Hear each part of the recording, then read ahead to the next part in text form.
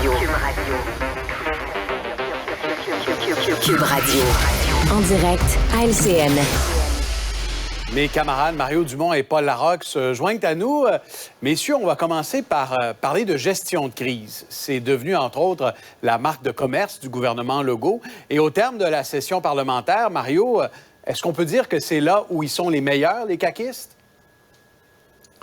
Oui, les caquistes, mais en particulier François Legault, là, qui est souvent meilleur dans la réaction. Il y a des gouvernements que c'est le contraire, là, qui sont mauvais en mode réaction.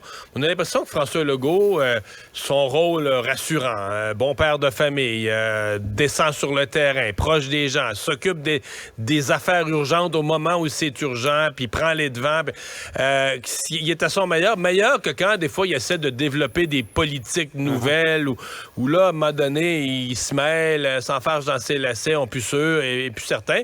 Et dans le cas présent, de surcroît, un ministre de la Sécurité publique qui est solide aussi, François Bonnardel, un peu dans le style Legault, là, donc proche des gens, va sur le terrain. Et donc, c'est une combinaison qui, dans des gestions de crise, puis là, des crises, on n'en souhaite pas, mais tu sais, le verglas, on a eu plus qu'une, là, tu sais, avec le jusqu'au feu de forêt, quelques inondations en passant. On en a eu pas mal là, ces derniers mois. Et quand on fait le décompte de tout ça, il faut dire qu'il a commencé son premier mandat propulsé dans une des pires crises de l'histoire du Québec, la pandémie. On a tendance à l'oublier.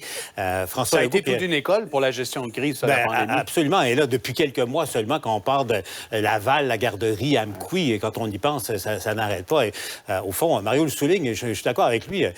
François Legault a une qualité, il est davantage un chef de guerre dans une situation de crise comme celle-là. Et malheureusement, la Providence nous sert abondamment là-dessus, mais il a peut-être un peu plus de difficulté à être un chef de paix, si on résume. Oui, parce que c'est vrai, Paul, avant de parler de façon assez intense des feux de forêt, on était dans les débats sur le troisième lien, sur le salaire des députés, et ces crises-là viennent en quelque sorte reléguer au deuxième plan ces débats de fond qui ont eu lieu à l'Assemblée nationale. Oui, exact. La fin de session n'a pas été facile, mais est arrivé tellement d'événements extérieurs qui ont mobilisé tout le monde, évidemment. Ouais. Il faut dire que ce qui s'est passé en Abitibi-Témiscamingue et Mario, on le réalise en ce moment. La semaine dernière, on l'a échappé belle, là. Carrément. On s'en rend compte, Mario, on écoutait le point de presse de François Bonnardel tout à l'heure. On voit le soulagement. Et là, la bonne nouvelle, la météo collabore un peu.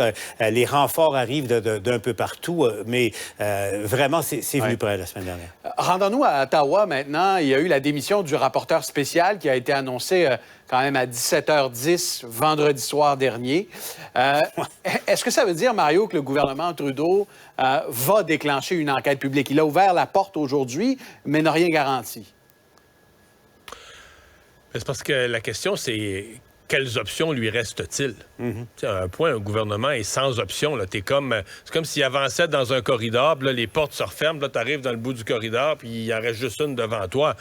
Sinon, la seule autre option, essentiellement, pour le gouvernement, ce serait de dire, garde, là...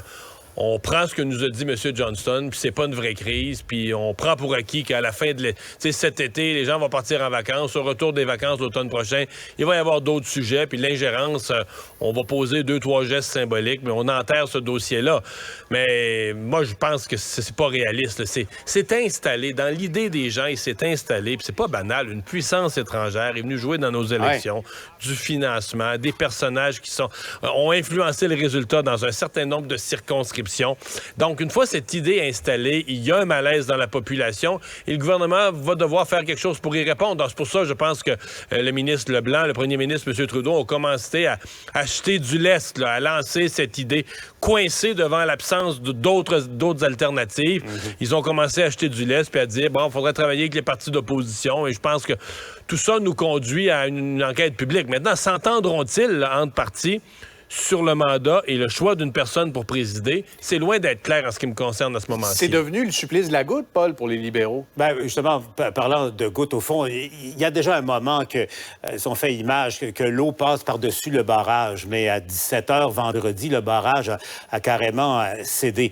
L'autre option pour le gouvernement, nommer un autre rapporteur officiel, dans le contexte actuel, c'est pas une option qui serait viable. Donc, est-ce qu'ils peuvent s'entendre sur une personnalité et sur un un format qui pourrait convenir à tout le monde pour cette enquête là, à suivre au cours des prochains jours. On va se parler maintenant d'un petit fruit. Tiens, on va faire le détour par l'épicerie, dont le prix fait beaucoup jaser à la maison. On écoute un producteur de fraises.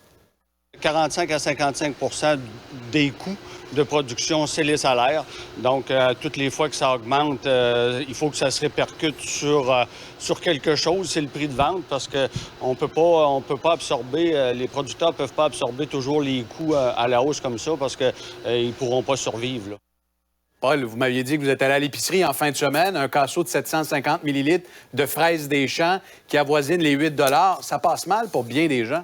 C'est terrible, là, parce qu'on peut comprendre que ça coûte plus cher, mais vous avez compris le stratagème, c'est qu'on a réduit le volume, la quantité. Donc, il y a de l'astuce là-dedans, Pierre-Olivier. Là. On dort la pilule de la fraise, en quelque sorte.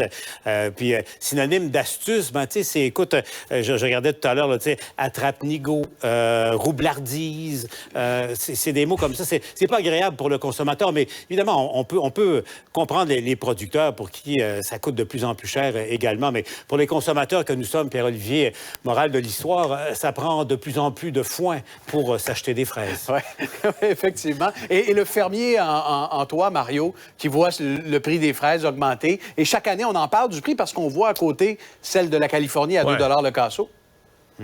Mais c'est ce qui fait peur. On se dit jusqu'à quel point. Nous, on comprend que nos producteurs doivent refléter leur coût de main-d'œuvre dans le prix qu'ils mettent sur la tablette.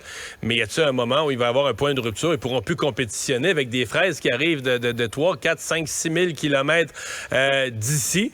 Mais c'est la réduflation, là. Donc, cette idée de réduire le format plutôt que d'augmenter le prix, c'est sorti des départements de marketing des grandes entreprises qui ont fait quoi?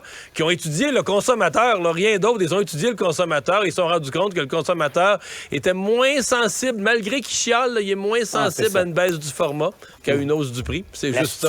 L'astuce. L'astuce. Ouais. On regarde Paul Larocque ce soir au bilan et Mario demain sur LCN et TVA. Merci à vous deux. Salut, Pierre. Ah voilà, en parlant de fraises,